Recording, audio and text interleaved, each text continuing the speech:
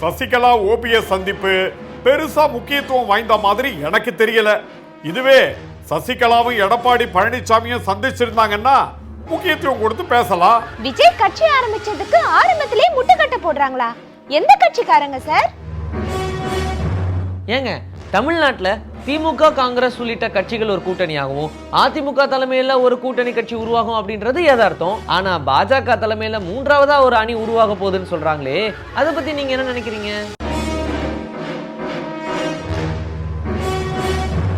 இந்தியாவில் அதானி என்று சொன்னாலே போதும், அடுத்த நொடியே மக்கள் புரிந்து கொள்வார்கள். அதானியின் முதலீடே நரேந்திர மோடி தான். अदानी नाम लिया जाता है तो लोगों को बात एक सेकंड में समझ आ जाती है. மம்தா பானர்ஜிக்கு காங்கிரஸ் கட்சி பதிலடி கொடுத்திருக்கா? திமுக கூட்டணியில தொகுதி பங்கிட்டு பேச்சுவார்த்தை நடந்துகிட்டு இருக்கு. அதுல பல பிரச்சனைகள் நடந்துகிட்டு இருக்கிறதா சொல்றாங்களே, கவனிச்சிங்களா? அதாகப்பட்டது மகாஜனங்களே.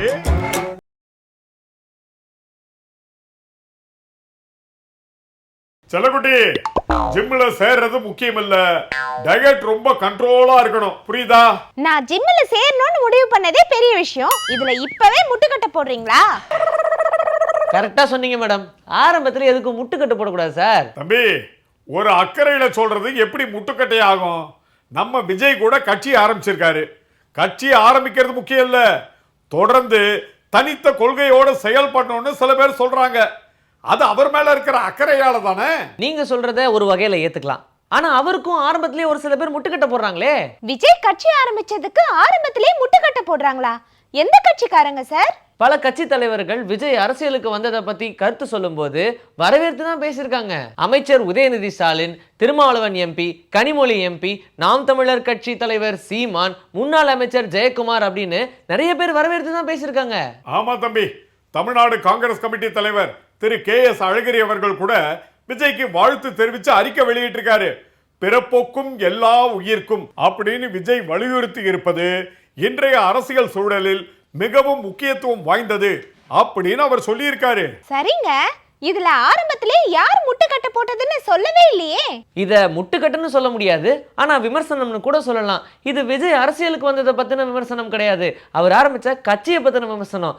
தமிழக வெற்றி கழகம் அப்படின்னு ஆரம்பிச்ச இவருடைய கட்சியின் பெயரை மட்டும் கொஞ்சம் ஆழ்ந்து சிந்திச்சு யோசிச்சு நல்ல பேரா வச்சிருக்கலான்னு சமூக வலைதளங்கள்ல விமர்சனம் போய்கிட்டு இருக்கு. இதுல இன்னொரு விஷயம், தமிழ்நாடு அப்படிங்கிற வார்த்தைய தமிழகம்னு சொல்லி ஆளுநர் சர்ச்சையை உருவாக்குனார்ல, அதே மாதிரி விஜய் ஆரம்பிச்சிருக்கிற இந்த கட்சியின் பெயர்ல தமிழ்நாடு அப்படிங்கிற வார்த்தை வராம ஏன் தமிழகம்னு வச்சாருன்னு அதையும் சமூக வலைதளங்களை போட்டு வருத்தெடுத்துட்டு இருக்காங்க.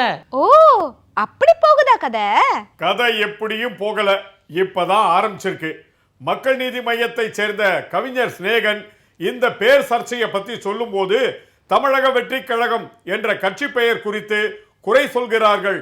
பெயரில் எந்த பிரச்சனையும் இல்லை, தமிழ்நாடோ தமிழகமோ பெயரை விட கட்சியின் கொள்கை என்ன என்பதில் தான் கவனம் இருக்க வேண்டும் அப்படின்னு அவர் சொல்லியிருக்காரு. சூப்பருங்க, நாமளும் நம்முடைய வாழ்த்துக்களை விஜய்க்கு சொல்லிக்குவோம்.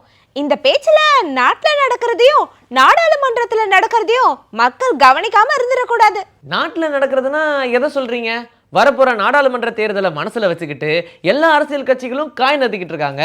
ராமர் கோயிலை திறக்கிறதுல இருந்து அமலாக்கத்துறையை அனுப்புற வரைக்கும் பாஜக ஹை ஸ்பீட்ல போய்கிட்டு இருக்கு. தம்பி, ஹை ஸ்பீடு என்னைக்குமே ஆபத்து தான். அது ரோட்ல இருந்தாலும் சரி, நாட்டில் இருந்தாலும் சரி. பீகார்ல கூட்டணியை மாத்துறதும், ஜார்க்கண்ட்ல முதலமைச்சர் அமலாக்கத்துறையை விட்டு டார்ச்சர் பண்ணி கைது பண்றதும் பாஜகவோட அடாவடி பாலிடிக்ஸ். இதுல டெல்லி முதல்வர் அரவிந்த் கெஜ்ரிவாலுக்கும் கடுமையான நெருக்கடிகளை கொடுத்துட்டு இருக்கு மத்திய பாஜக அரசாங்கம். மதுபான கொள்கை முறைகேடு வழக்கு தானே. அமலாக்கத்துறை சம்மன் அனுப்புறதும், அரவிந்த் கெஜ்ரிவால் கைது செய்யப்பட போகிறார் அப்படின்னு சொல்றதும் திக் திக் இன்சிடென்ட்டா இருக்கு அரசியல்ல. தம்பி, அமலாக்கத்துறை ஒரு பக்கம், கிரைம் பிரான்ச் போலீஸ் இன்னொரு பக்கம். கிரைம் பிரான்ச் போலீஸா? என்னங்க சொல்றீங்க?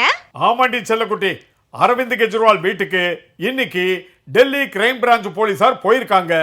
எம்எல்ஏக்களிடம் பேரம் பேசப்பட்டதாக கெஜ்ரிவால் முன்வைத்த குற்றச்சாட்டு தொடர்பா அவரிடம் ஆதாரங்களை கேட்டு நோட்டீஸ் கொடுக்கப்பட்டுள்ளதாக தகவல்கள் வெளியாகி இருக்கு. எம்எல்ஏக்கள் கிட்ட பேரம் பேசப்பட்டுச்சா? யாரு பேரம் பேசினாங்க? இதுல என்னங்க சந்தேகம்? பாஜக தான் பேரம் பேசியிருக்கோம். பாஜக ஆளாத மாநிலங்கள்ல இதுதானே நடந்துட்டு இருக்கு. கரெக்ட் செல்லக்குட்டி, இத பத்தி அரவிந்த் கெஜ்ரிவால் பேசியிருந்தாரு. டெல்லியில ஆம் ஆத்மி எம்எல்ஏக்கள் 7 பேரை பாஜக தொடர்பு கொண்டு அவங்களுக்கு 25 கோடி வரைக்கும் தருகிறோம், தேர்தலில் போட்டியிடவும் வாய்ப்பு தருகிறோம்னு சொல்லி தங்கள் பக்கம் வருமாறு பேரம் நடத்தி இருக்காங்கன்னு சொன்னாரு. மதுபான கொள்கை ஊழல்ல அரவிந்த் கெஜ்ரிவாலை விரைவில் கைது செய்து விடுவோம், பின்னர் தன் பக்கம் எம்எல்ஏக்களை இழுத்து ஆட்சியை கவிழ்த்து விடுவோம் அப்படின்னு பாஜக தரப்புல சொல்லப்பட்டதாகவும், ஆனா அந்த 7 எம்எல்ஏக்களும் அதை புறக்கணிச்சுட்டாங்கன்னு சொல்லி இருந்தாரு. இந்த பேச்சுக்கு விளக்கம் கொடுக்க தான் கிரைம் பிரான்ச் போலீஸ் போயிருக்கா. ஆனா ஆதாரம் இல்லாத குற்றச்சாட்டுகளை ஒவ்வொரு கட்சியும் மாத்தி மாத்தி பேசுறது எல்லா காலத்திலயும் நடந்துட்டு தான் இருக்கு. அசாம் மாநில முதலமைச்சர் நம்ம ராகுல் காந்தியவே கைது செஞ்சிருவோம் அப்படின்னு மிரட்டினாரு. இங்க நம்ம அண்ணாமலைஜி என்னடானா வாய்க்கு வந்ததெல்லாம் உளறிக்கிட்டு தெரியுதாரு. ஏங்க, பாஜக ஒரு புனித கடல்னு உங்களுக்கு தெரியாதா? பாஜகல இருக்கிறவங்க என்ன வேணாலும் பேசலாம், என்ன வேணாலும் செய்யலாம். நீங்க தப்பிக்கணும்னா ஒண்ணு பாஜகவுக்கு வந்துடணும், இல்லனா பாஜகவுக்கு ஆதரவு கொடுக்கணும். இந்த எழுதப்படாத விதி இப்ப எல்லாருக்குமே தெரிஞ்சிருக்கு. ஆனா இதெல்லாம் ரொம்ப காலத்துக்கு நிலைக்காதுன்னு பாஜகவுல இருக்கிறவங்களுக்கே தெரியும். அது தெரிஞ்ச விஷயம் தாங்க. ஏங்க, தமிழ்நாட்டுல திமுக காங்கிரஸ் உள்ளிட்ட கட்சிகள் ஒரு கூட்டணியாகவும் அதிமுக தலைமையில ஒரு கூட்டணி கட்சி உருவாகும் அப்படின்றது யதார்த்தம். ஆனா பாஜக தலைமையில 3ஆவதா ஒரு அணி உருவாக போகுதுன்னு சொல்றாங்களே, அதை பத்தி நீங்க என்ன நினைக்கிறீங்க? இத பத்தி நினைக்கிறதுக்கு என்ன இருக்கு?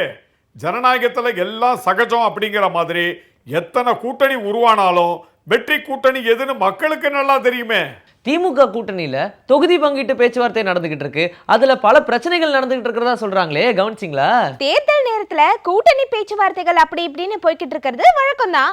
இதுல தேவையில்லாத அவதூறுகளை பரப்புவது எதிர்கட்சிக்காரங்களோட வாடிக்கை தானே.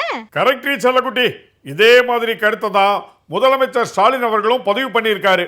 அதிமுகவும் பாஜகவும் அவதூறு பரப்பி எத்தகைய நாடகத்தை நடத்தினாலும் தேர்தலில் திமுக கூட்டணியை வீழ்த்த முடியாது அப்படின்னு அவர் சொல்லியிருக்காரு. சூப்பர் சார், கரெக்டா தான் சொல்லியிருக்காரு. ஸ்பெயின்ல இருந்து பேட்டி கொடுத்திருக்காரா? இல்ல தம்பி, அண்ணா நினைவு தினத்தை முன்னிட்டு உடன்பிறப்புகளுக்கு எழுதின கடிதத்தில் குறிப்பிட்டிருக்காரு. பாஜக அரசின் இடைக்கால பட்ஜெட்டில் கூட தமிழகம் உள்ளிட்ட பல மாநிலங்கள் வஞ்சிக்கப்பட்டுள்ளன. முழுமையான பட்ஜெட் அடுத்த நாடாளுமன்ற கூட்டத்தொடரில் இந்தியா கூட்டணி அரசு தாக்கல் செய்யும். மாநிலங்களின் நலன்களும் உரிமைகளும் பாதுகாக்கப்படும். அதற்கேற்ற வகையில் வெற்றி பெறுவோம் என அண்ணா நினைவு நாளில் சூளுரைப்போம். அண்ணா வழியில் அயராது உழைப்போம்.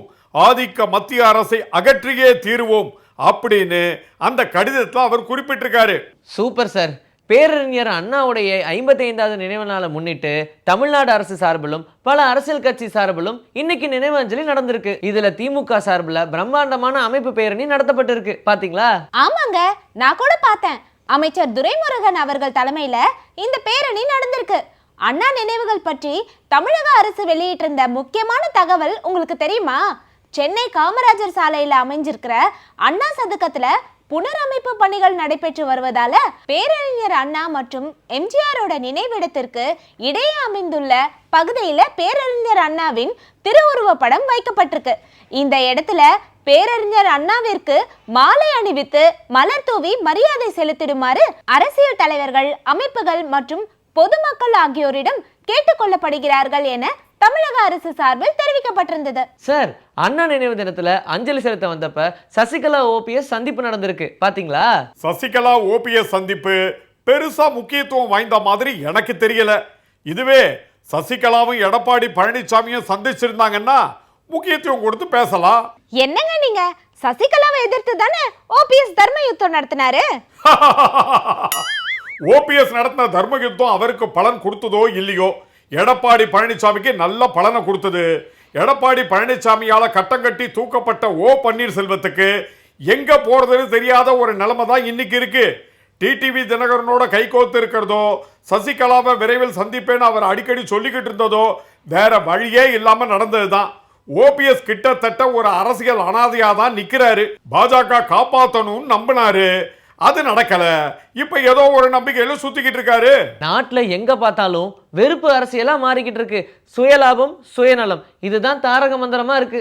இந்த வெறுப்பு மற்றும் வன்முறைக்கு எதிராக நாங்கள் தொடங்கிய இந்திய ஒற்றுமை நீதி யாத்திரை 4000 கிலோமீட்டர் கடந்து வந்துள்ளது.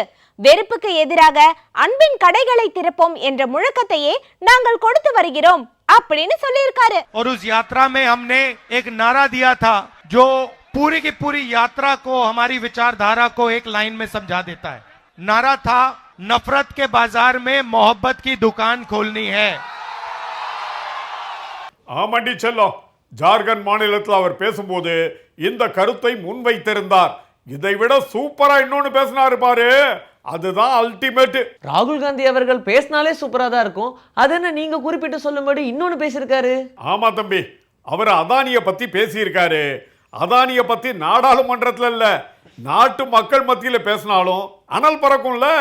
ராகுல் அவர்கள் பேசும்போது இந்தியாவில் அதானி என்று சொன்னாலே போதும், அடுத்த நொடியே மக்கள் புரிந்து கொள்வார்கள். அதானியின் முதலீடே நரேந்திர மோடி தான். நில தீர்ப்பாய மசோதாவை நாங்கள் கொண்டு வந்தோம், பிரதமர் நரேந்திர மோடி அதனை ரத்து செய்து விட்டார். ஒவ்வொருவருக்கு எதிராகவும் அநீதி இழைக்கப்படுகிறது. அதானியை தவிர மற்ற இந்தியர்கள் அனைவரும் அநீதியால் பாதிக்கப்பட்டுள்ளனர் அப்படின்னு அவர் வெளுத்து வாங்கியிருக்காரு. ये देखो, जैसे ही हिंदुस्तान में अदानी नाम लिया जाता है तो लोगों को बात एक सेकंड में समझ आ जाती है। भाई और बहनों, देश के सारे रिसोर्सेज, एयरपोर्ट, जमीन, पोर्ट, इंफ्रास्ट्रक्चर, सड़कें, ये सारा का सारा जो आपकी पूंजी है, ये नरेंद्र मोदी जी अपने मित्र अदानी। சார், இந்திய கூட்டணியில இருக்கிற மம்தா பானர்ஜி அவர்கள் காங்கிரஸ் கட்சியை தொடர்ந்து விமர்சனம் பண்ணிட்டு இருக்காங்களே, அதை பத்தின உங்களுடைய கருத்து என்ன? அதுக்கு காங்கிரஸ் கட்சியே பதிலடி கொடுத்திருக்கு. மம்தா பானர்ஜிக்கு காங்கிரஸ் கட்சி பதிலடி கொடுத்திருக்கா? ஆமாண்டி செல்லம், ஆனா அடாவடியா பதில் சொல்லல, அமைதியா நாசுக்கான முறையில சொல்லியிருக்காங்க. மாநில அளவில் நமக்கிடையே இருக்கும் மாற்று கருத்துக்களை ஒதுக்கி வைத்துவிட்டு தேசிய கண்ணோட்டத்தில் சிந்திக்க வேண்டும். பாஜக RSS கொள்கைக்கு எதிராக போராடுவதுதான் நமது ஒரே இலக்கு அப்படின்னு காங்கிரஸ் கட்சியோட பொதுச் செயலாளர் ஜெயராம் ரமேஷ் அவர்கள் மம்தாவின் கருத்துக்கு பதில் சொல்லியிருக்காரு. एक ही निशाना होना चाहिए। हम लोग बीजेपी के खिलाफ लड़ाई लड़ रहे हैं, RSS की विचारधारा को हराने में लगे हुए हैं।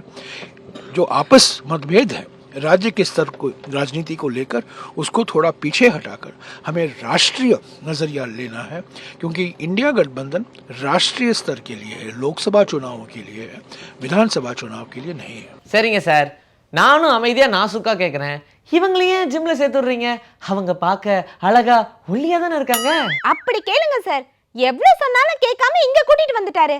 நான் பார்க்க சுமாரா இல்லனாலும் சூப்பரா இருக்கேன்ல. தம்பி, வெக்கத்தை விட்டு உங்ககிட்ட சொல்றேன், நான் இப்ப வாயை திறந்து சொல்லலன்னா மைண்ட் வாய்ஸ் உனக்கு வெளியில கேட்கிற அளவுக்கு உள்ளுக்குள்ள நான் பொங்கிக்கிட்டு இருக்கேன்பா. ஒரு நாளைக்கு 3 வேளை சாப்பிடணுங்கிறது தான் வழக்கம். ஆனா இவன் 12 வேளை சாப்பிட்றா. இவளுக்கு உடம்பு மட்டும் ஏறவே மாட்டேங்குது. அதான் ஜிம்முக்கு கூட்டிட்டு வந்து டயட் இருக்கணும்னு நீங்க அட்வைஸ் கொடுத்தீங்கன்னா என் காசு மிச்சமாகும். அடடே, சூப்பர் ஐடியாவே இருக்கே. நானும் என் ஒய்ஃபுக்கு இதை இம்ப்ளிமெண்ட் பண்றேன். ஆஹா, அப்ப வீட்டுக்கு வீடு இதே நிலைமை தானா? அதாகப்பட்டது மகாஜனங்களே.